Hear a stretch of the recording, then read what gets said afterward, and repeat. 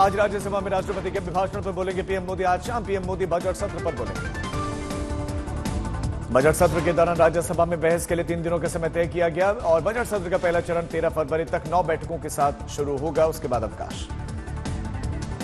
गृहमंत्री अमित शाह छत्तीसगढ़ के दौरे पर जाएंगे, समर्थकों से मुलाकात करेंगे। दिल्ली में सभी 70 सीटों पर मतदान समाप्त, 8 फरवरी को नतीजे आएंगे। बिहार में विधानसभा चुनाव लड़ सकती है भोजपुरी गायक पवन सिंह की पत्नी ज्योति सिंह। कहा कि कई पार्टियों से बातचीत चल रही है। प्रियंका गांधी वाड्रा 8 से 10 फरवरी को वायनाड का दौरा कर सकती हैं। 3 दिवसीय यात्रा में कई बैठकों में हिस्सा लेंगे। पटना के कार्यक्रम में राहुल गांधी ने जाति जनगणना पर एक बार फिर से उठाई सवाल। कहा कि बिहार वाले जाति जनगणना नहीं चाहिए, तेलंगाना वाला सही वाला चाहिए।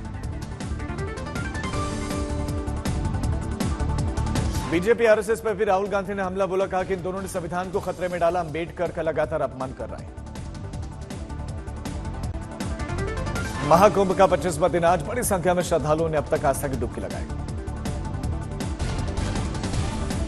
महाकुंभ में मोदी के स्नान की टाइमिंग पर विपक्ष ने उठाए सवाल। सांसद संजय राउत ने कहा कि जिस दिन दिल्ली में चुनाव उसी दिन गंगा में डुबकी लगा रहे हैं पीएम। महाकुंभ में पीएम मोदी के स्नान पर कांग्रेस सांसद प्रमोद तिवारी का सवाल। कहा कि दिल्ली में चुनाव के दिन डुबकी लगाई गिरा देते हैं प्रधानमंत्री के पद की गरिमा। प्रयागराज के महाकुंभ में साधु संत भी अग्नि साधना करते दिखे। यह साधना देश कल्याण राष्ट्र हित के लिए। प्रयागराज महाकुंभ में बड़ी हस्तियों का स्नान जारी। मशहूर बैडमिंटन प्लेयर साइना नेहवाल ने डुबकी लगाई। अब तक लगभग 40 करोड़ लोगों ने संगम में लगाई डुबकी। 12 फरवरी को माघी पूर्णिमा पर अगला अमृत स्नान। गोवा से प्रयागराज के लिए 3 महाकुंभ स्पेशल ट्रेनों का ऐलान। 6, 13 और 21 फरवरी को मरगांव रेलवे स्टेशन से सीएम देव दर्शन स्कीम के तहत रवाना होंगी ट्रेन।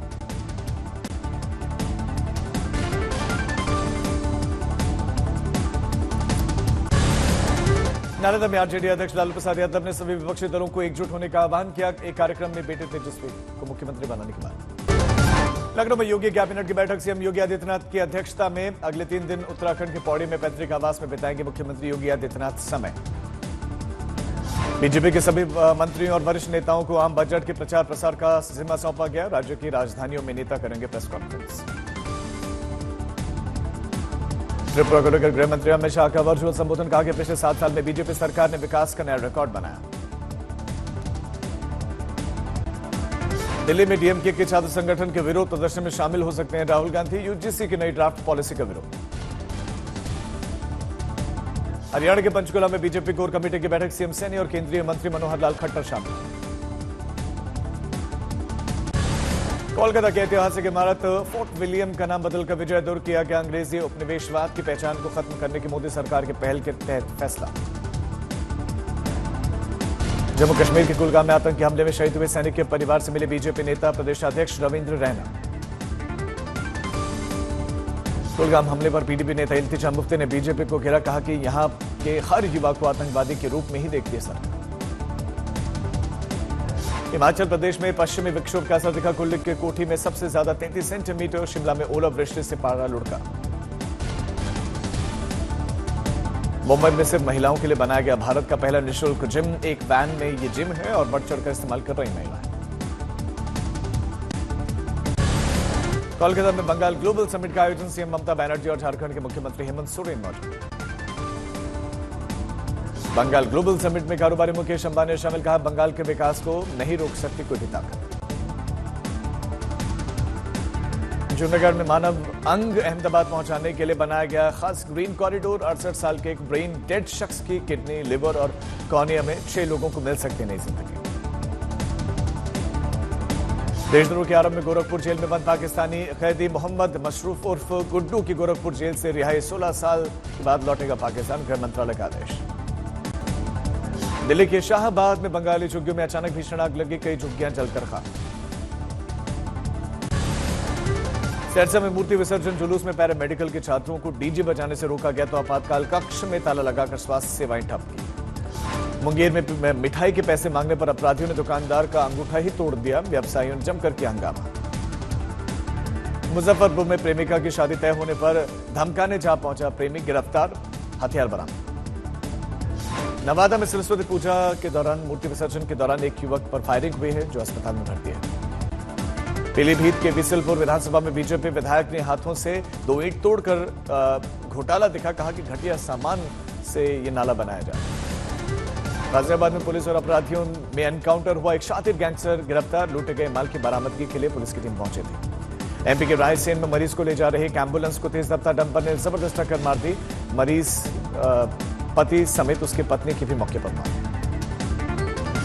तमिलनाडु के विरुधनगर में पटाखा फैक्ट्री में भीषण धमाका, हादसे में एक शख्स की मौत, 7 घायल। गुजरात के खेड़ा जिले में सेवालिया में 4 से 5 राउंड फायरिंग से हड़कंप मचा, सोसाइटी के रास्ते के विवाद को लेकर 21 लोगों के खिलाफ अब मामला दर्ज। अहमदाबाद वडोदरा एक्सप्रेसवे पर नाडियाद के पास में कपास से भरे हुए ट्रक में अचानक लगी आग, लाखों का नुकसान। बिहार के सासाराम में हत्या के एक 28 साल के पुराने मामले में 19 दोषियों को उम्र कैद की सजा सुनाई गई। 1997 में आलमपुर में 2 लोगों की हत्या हुई थी। मुजफ्फरपुर में सरस्वती पूजा की मूर्ति विसर्जन के दौरान 4 युवक बूढ़ी गंडक नदी में डूब गए। एसडीआरएफ की टीम ने 4 को बचाया, एक की हालत गंभीर है।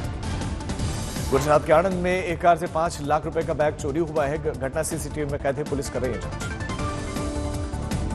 झारखंड के खूंटी में अफीम की खेती के खिलाफ पुलिस का बड़ा एक्शन, 24 घंटे में खेती से जुड़े हुए 11 लोगों को गिरफ्तार किया गया। जयपुर के पास में चौमू में एक स्कूल बस बेकाबू होकर पलट गई। इस हादसे में बस में लगभग 1 दर्जन बच्चे सवार थे, जो घायल हुए, एक की मौत। केरल के कोल्लम में एम्बुलेंस और ट्रक की जबरदस्त टक्कर, हादसे में मरीज समेत 2 लोगों की मौत, 7 घायल। झारखंड के गोड्डा में सड़क हादसे में 25 साल के शख्स की मौत, आक्रोशित ग्रामीणों ने गाड़ी में लगा दी आग, 2 गाड़ियों में तोड़फोड़। गर्मियों की छुट्टी होने वाली थी, मेरे पापा आने वाले थे, तो हम लोग सभी खुश थे। तो मैं एक बेड पे चढ़ के डांस कर रहा था, लेकिन वो पहले ही आ गए। प्लीज